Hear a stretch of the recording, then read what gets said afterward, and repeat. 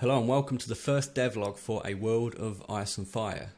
So before we begin, I'd just like to mention that Hef has done an interview/Q&A with myself over on his channel.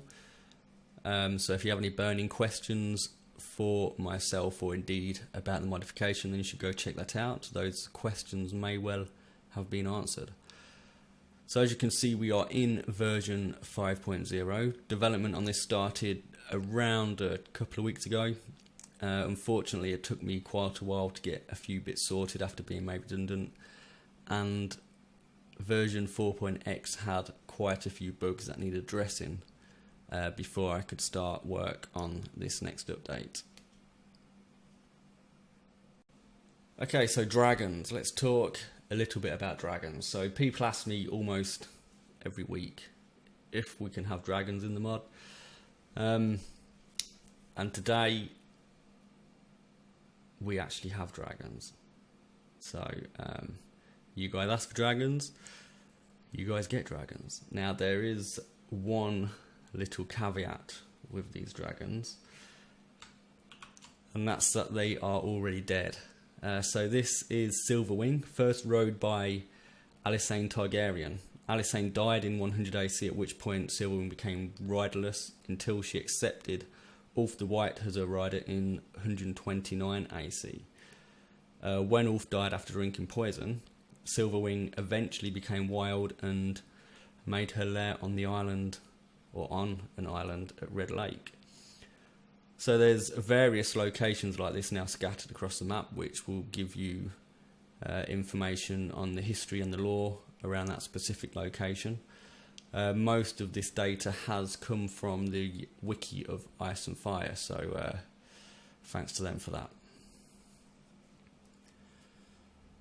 Okay, so a lot of people have complained regarding not being able to fight the White Walkers, not having ways to fight them, not having ways to outfit your troops, etc. So we now have obsidian deposits on Dragonstone. These can be turned into mines, and you shall now be able to mine obsidian. It's not quite as easy as just going to the location and setting the mine up. There is various other things you have to do, including getting people to run the mine for you. I'm still undecided as to how it's going to work fully, as in, do we have a new troop tree with people that have obsidian weapons, or do we allow your current troops to be outfitted with obsidian weapons, which is still undecided.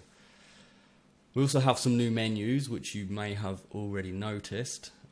These were created by Taylor over on Discord.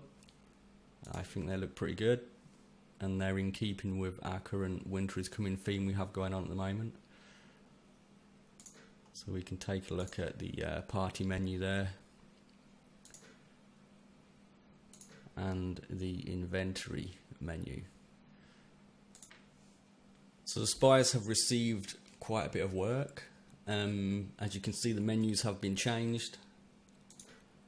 Everything now fits a lot better on the screen. I think this looks a lot more polished than before. The text has also been slightly changed and cleaned up a little bit. If we take a look at the order sabotage menu, you can see the prices have changed per sabotage, and the time it takes have also been increased, including the chance to get captured. So now this should alleviate the issues of them being quite OP as they were before. If they do manage to succeed though, the effects can still be pretty devastating. So I think it's still worth using them if possible. We also have some new companions. We have Brog and Reed Matter. These were added before, but not in their entirety, so these are now fully implemented and include a small quest for each. We also have the Sand Snakes. These also include a small quest to acquire them. These were all from Patreon pledge tiers. Lastly, we also have a Discord. This is run by Kitaru the Kid and Mojo Rising, so I'll post a link to that down below.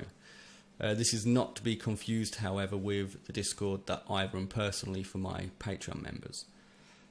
I'll be doing a live stream at some point in the future making banners for the modification, so keep an eye out for that. And if you enjoy this content, don't forget to like the video and subscribe to the channel. And as always, have fun, and I shall see you next time.